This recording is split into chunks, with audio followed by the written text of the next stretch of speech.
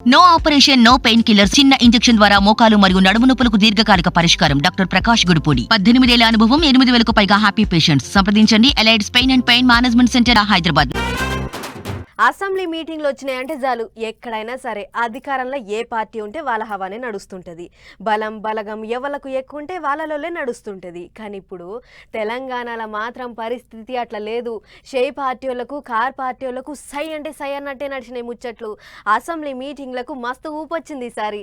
Assembly మీటింగులు అంటే ఇగో గిట్లుండాలి అన్నట్టే నడిచింది పోన్రి ముచ్చట. 10,000 పటాకులు ఒక్కటేసారి అంటిస్తే ఎట్లా మోత మోగుతుందో అట్లా లీడర్ల ముచ్చట్లు మస్తు గట్టిగా వేలినాయి. తెలంగాణలో షెయ్యి పార్టీలు అధికారంలోకి వచ్చినాక తొలుత అసెంబ్లీ మీటింగులు ఊడుకూడుకు నడుస్తున్నాయి. అధికార పార్టీలకు ఎగస్ పార్టీలకు నడమ యుద్ధం జోరుగా నడిచింది.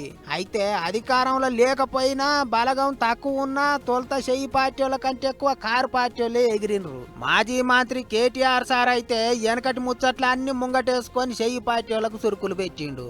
మాట్లాడితే మేనేజ్మెంట్ కోట అంటారు అధ్యక్ష. ఢిల్లీని మేనేజ్మెంట్ చేసి ముఖ్యమంత్రి పదవి తెచ్చుకున్న వ్యక్తి, ఢిల్లీని మేనేజ్ చేసి పీసీసీ పదవి తెచ్చుకున్న వ్యక్తి వాళ్ళ మేనేజ్మెంట్ కోట గురించి మాట్లాడితే అధ్యక్ష నేను అనలేదు అధ్యక్ష. ఇది కోమటిరెడ్డి వెంకటరెడ్డి గారు చెప్పినారు పేమెంట్ కోట అని చెప్పినారు అధ్యక్ష.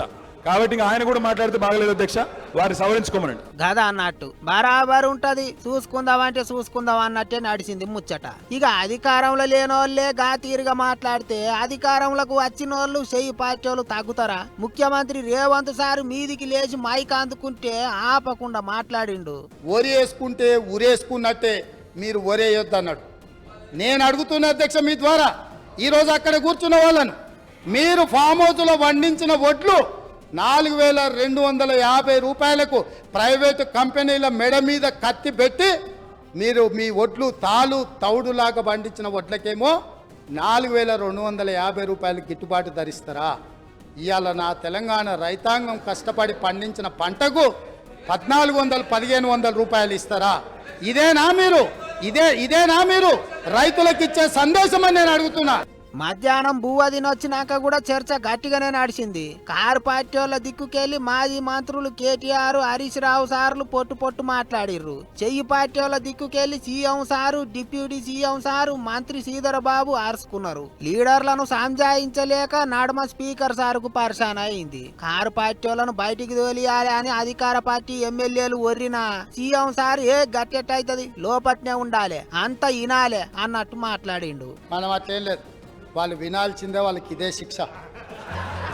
వాళ్ళని ఎవరిని బయటికి పంపను, ఎవరిని పంపొద్దు అధ్యక్ష. దయచేసి మీకు విజ్ఞప్తి చేస్తున్నా, వాళ్ళని ఇక్కడ కూర్చోబెట్టి కఠోరమైన నిజాలు వాళ్ళు వినడం ద్వారా వాళ్ళలో పరివర్తన తీసుకురావాలన్నదే ప్రభుత్వం యొక్క ఆలోచన.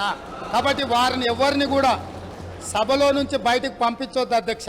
ఒక్కొక్క ముచ్చట కాదు పోయినరి. మత్తు మందుల కేసులు, కొలువుల ముచ్చట్లు, చేన్లు శెలకల ముచ్చట్లు, రెండు దిక్కులకు తీరొక్క తీరులో నడిచింది కిరికిరి. శనివారం తోటే మీటింగులు ఒడిచిపోతాయి అనుకున్నారు గాని అట్లా కాలేదు. వచ్చే బుధవారం 11కి మళ్ళా మీటింగ్ శురువైతుంది అని చెప్పిండు స్పీకర్ సారు. అంత చూస్తుంటే అసెంబ్లీ మీటింగులు అంటే ఎప్పటి తీరుగా గంతే అనుకునేటట్టు లేవు. ఈసారి ఊపొచ్చింది అన్నట్టే నడుస్తున్నాయి.